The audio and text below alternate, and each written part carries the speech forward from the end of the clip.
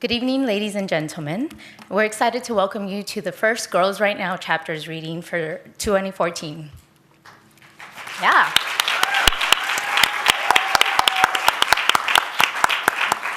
I'm Tema, Regist, and I have been in the Girls Right Now program for 3 years, and this is sadly my last year in this amazing program. My name is Joann Deluna, and I have been a mentor for Tema and for Girls Right Now for 2 years. And I'm also sad that Tema will no longer be my mentee next year, but I'm incredibly proud that she's graduating from high school and she got accepted into her first choice college. Yeah? So we'll be your Emcees for this evening.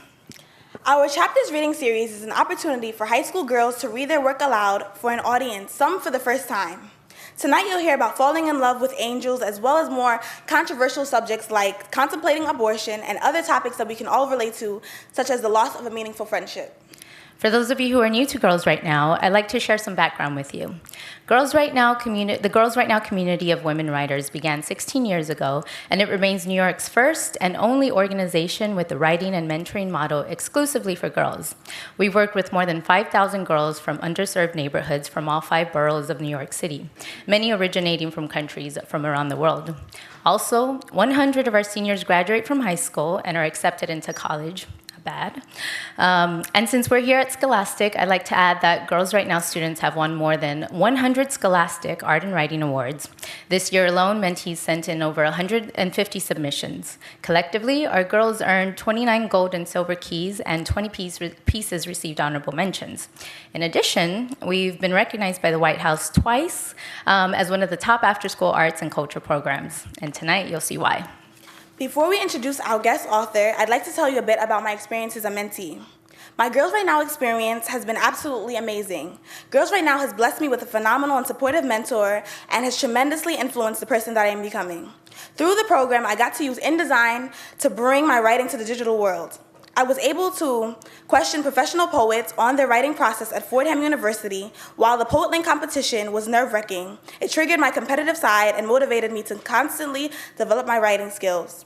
Girls Right Now is not only a program that offers you guidance, it's also a family that shares the same passion that I do. And I like to share some of my experience as a mentor.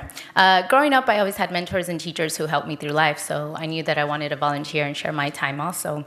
And considering I've been a writer for most of my life, not only of in-depth journalism articles and bilingual poems, but also of long rambling emails and grammatically correct text messages, I instinctively knew that Girls Right Now was the ideal program for me. I also knew that Tema was the perfect mentee for me because when I asked her what her goal would be for the program, she said to write things other than love poems, and I said, me too. Girls Right Now also helps me become a better writer, as our monthly workshops expose us to new genres of writing I've never tried before, like script writing. And it feels so special to be part of such a talented and passionate community of mentors who are experts in every genre of writing.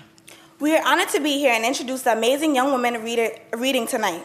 We would like to thank the National Endowment for the Arts, the New York State Council on the Arts, and the New York City Department of Cultural Affairs in partnership with the City Council for making this possible. And of course, a huge thank you to our host, Scholastic.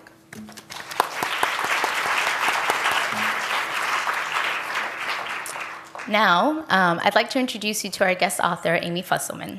Amy Fusselman is the author of 3 nonfiction books, The Pharmacist's Mate, 8, and the forthcoming Savage Park. The Pharmacist's Mate tells the story of the death of Amy's father and her attempts to become pregnant during that time, with excerpts from her father's journal from 1945. Reviewers described it as a lovely chronicle of a family without falling into sentimentality or cuteness and without obvious censoring. Zadie Smith says, this book affected me deeply. Her writing has also appeared in the New York Times, Art News, Ms. Magazine, The Hairpin, among others. And as Dr. Fusselman, she writes a column for McSweeney's internet tendency called Family Practice. When reading Amy's poem, Lawn, I could really relate to the line, I'm not sure if I know how to write poems anymore. I feel like that as well sometimes when I haven't written a poem in a while and I feel like I've lost my mojo. When asked by Got the Miss how she would change New York, Amy said, I'd put us under a fabulous Teflon bubble, pave all the streets with gold, and have it rain jewels. There'd be more fabulous water parks. It'd be the cross between Candyland and the tomb of King Tut. Now, ladies and gentlemen, please help me in welcoming Amy Fusselman.